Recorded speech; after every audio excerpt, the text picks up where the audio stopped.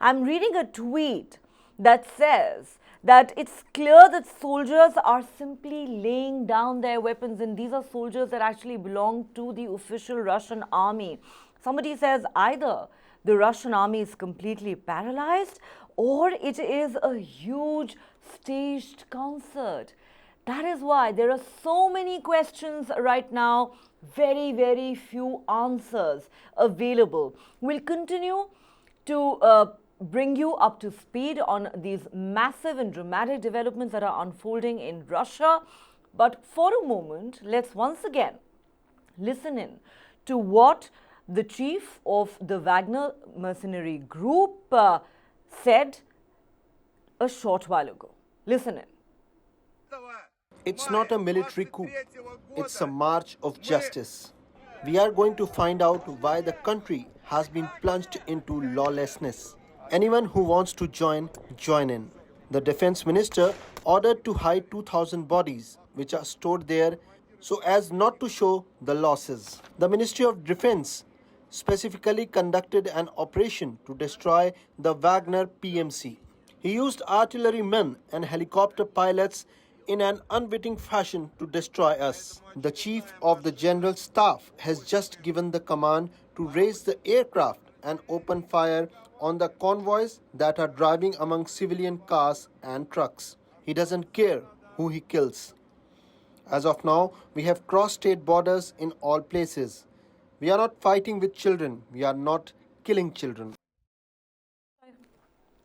All right, so that was Yevgeny Prigozhin, the chief of the Wagner mercenary group that has launched. Some are calling it an armed rebellion, others calling it an insurrection, others calling it an attempted coup. But Verghese, whatever name you use to describe the situation that is unfolding in Russia, it is mind-boggling, it is baffling, and frankly, it is worrying.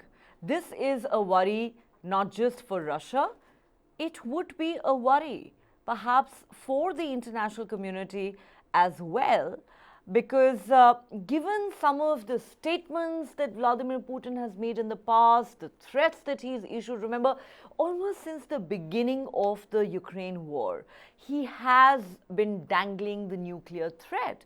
Every time you've seen the United States or other Western nations, NATO members, coming out in support of Ukraine and President Zelensky, you've had Putin, in a sense, retaliating by issuing the nuclear threat, by, dangling the nuclear blackmail, because he has said from the very beginning all options are on the table. That was in the context of the Ukraine war. Now imagine here, this man who is known as an autocratic leader is saying that the future of Russia itself is at stake. There would be huge concerns about what Putin could do to cling to power in the face of a coup or an insurrection that he seems to be currently facing. Well, there is a chance, as you rightly pointed out, he might go for that level of danger, because there has been a report, mostly prepared by Western intelligence agencies, about whether Putin has an ability to understand the level of danger. And it is being shockingly said that even from internal Soviet agencies that they were able to have a profile on him. Some of the Soviet intelligence agencies who had trained him also said that he had a very low sense of danger. So how much will he be able to push when it comes to this issue about nuclear weapons being used? A lot of experts are still in the guessing game, and they think that it could be a dangerous situation that they are facing. Meanwhile, also the fact that why he has said that the future of Russia is at stake. Russians have been fed with, from the time of the Russian Empire itself, have been fed with this theory that Russia is holding a huge amount of land on planet Earth, because they are one of the, it's not one of the, they are the largest country in the world, but population-wise, they are not spread evenly across the Eurasian region, which that country is having its territories in. So now what has happened is that Putin is appealing to that fear senses, saying that there's a possibility that your country could be broken up by powers that are beyond its borders, and he is pushing that fear theory, saying that these people are out to divide you up and this country would be lost completely if they do that. Because there, as I said, there are several other republics within the Russian Federation who have been asking for autonomy as well as independence, and probably these fractures also could be played out. So it is, they are in fact playing on that fear of the Russians on with regard to this huge expanse of a land that this country covers. And probably Putin is also looking at that, because Putin, from the time he's taken over from Yeltsin, we have seen how the transition from the Soviet Union to the present Russia has been very chaotic under Yeltsin. Corruption has been an issue. Instability, they lost the Chechen war, the Russian army had a huge defeat in Chechnya, and when Putin took over, Putin started building its economy, it started to project its power, and it also tried to in fact ensure that some of the rebelling republics fall in line. So he has brought stability to what Yeltsin had left, but now with this Ukraine war, it looks like the manner in which he brought that stability was, of course, in an autocratic manner, and people who never agreed with him are now rising against him. But then the big question also is there, that is there a Western support for this coup that is happening?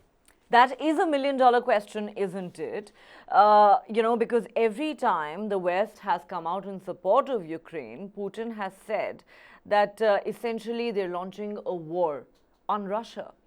And now you have a situation where a mercenary group that has all this while been used by Russia to fight alongside their military in Ukraine, now the same forces have turned on Putin, on his administration.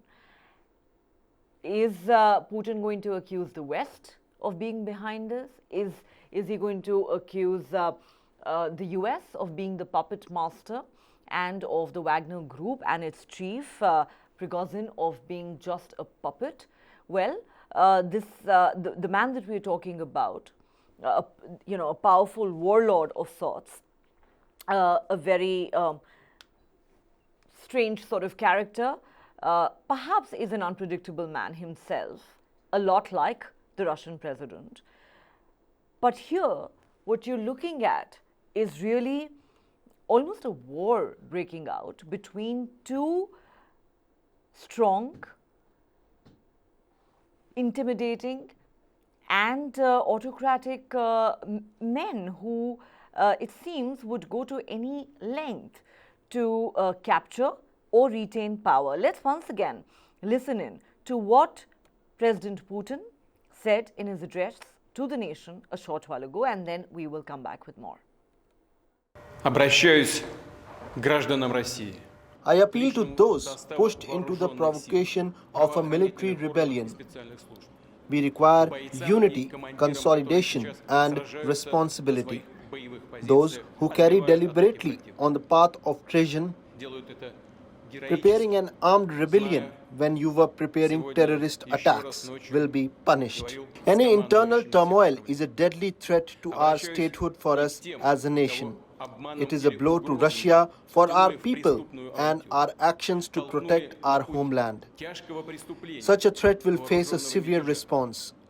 Russia's future is at stake. Describing the actions of mutineers as a stab in the back. Without specifically mentioning Wagner Group, the high ambitions of some have led to high treason. Russians have been tricked into a criminal adventure without specifically mentioning rebellious Wagner fighters.